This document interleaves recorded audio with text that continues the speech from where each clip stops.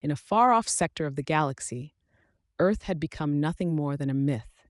Ancient civilizations like the Praki, masters of biological synthesis, and the Oloshi, who had perfected stellar engineering, ruled the stars. They lived in gleaming megastructures and vast planetary arcs, bathed in the light of artificial suns and safeguarded by cosmic barriers. The younger races, those that had risen during humanity's disappearance, had known only of the might and wisdom of these elder powers. The galaxy was believed to have reached perfection, a seamless network of harmony. But in this grand design, the tale of humanity had faded, remembered only as a footnote in ancient lore, the short-lived species who once dreamed of the stars.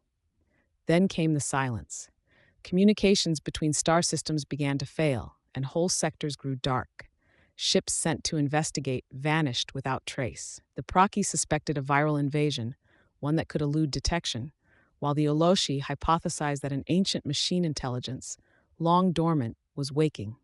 The elder races mobilized their greatest minds and resources, crafting bioorganic drones, time-shielded satellites, and even opening portals to parallel realities. But nothing returned from the silence. No answers, no signals, only cold, endless darkness. In a remote fringe of this darkening galaxy, a tiny, forgotten human colony, New Terra, received an emergency signal. It was garbled, almost unintelligible, but one phrase emerged clearly: "They are coming." Humanity, reduced to scattered colonies, living in isolation from the greater galactic powers, had remained unnoticed and uninvolved in the higher dealings of the galaxy. New Terra's inhabitants, resourceful and determined, immediately grasped the gravity of the situation. They had spent centuries adapting to survive on a desolate planet, far from Earth and the grandeur of the elder races, carving out an existence through sheer resilience. As the silence crept closer, the colony council made a radical decision. They would build a beacon, a device that could emit a signal powerful enough to resonate across galaxies, a distress call that might reach any survivors. But this beacon would require a sacrifice. They had limited resources, technology that paled in comparison to the vast might of the Praki or the Oloshi. To build it, they would need every able-bodied person to contribute: engineers to dismantle the few ships they had, scientists to analyze ancient alien tech fragments they'd scavenged, and even children who could help as runners and scribes. Months turned into years as they toiled, forging components out of metal scraps, wiring together incompatible systems, and adapting anything they could find into the grand machine. Life on New Terra was arduous and grew bleaker each day, as the silence closed in, leaving the stars eerily dark around them.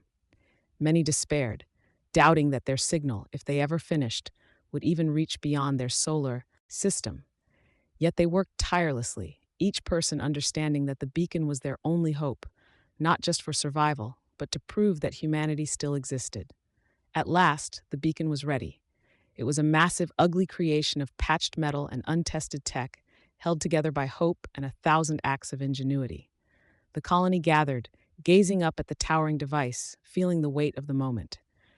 As they powered it up, the beacon roared to life, sending out a pulse that resonated across dimensions and through the void.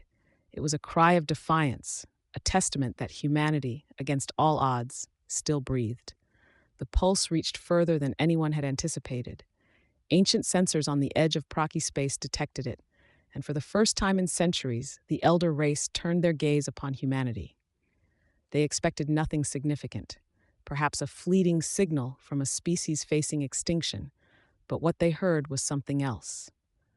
The beacon transmitted not just a cry for help, but data on the silence, the patterns New Terra had detected, the shifts in stellar energy that preceded its arrival, and the theories humanity had developed about this cosmic horror. Surprised and intrigued, the Praki sent emissaries to investigate. When they arrived at New Terra, they,